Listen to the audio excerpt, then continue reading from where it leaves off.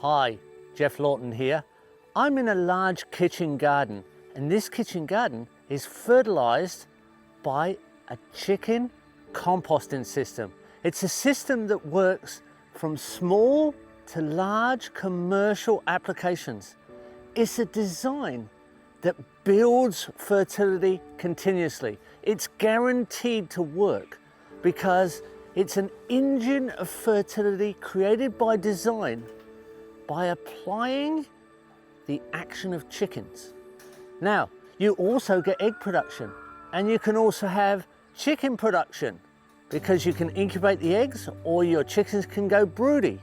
But the main function is that the chickens are put to work at what they do best, which is continuously scratch and continuously consume insects and seeds. And most of those seeds are weed seeds, or they can be.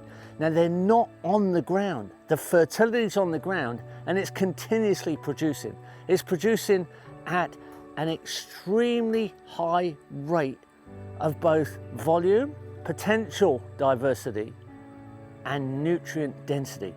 So it's one of the best food production systems that I've ever seen, and anybody can follow this system. You can easily produce 1 cubic meter of compost once a month with a small urban system that only covers 16 square meters of ground.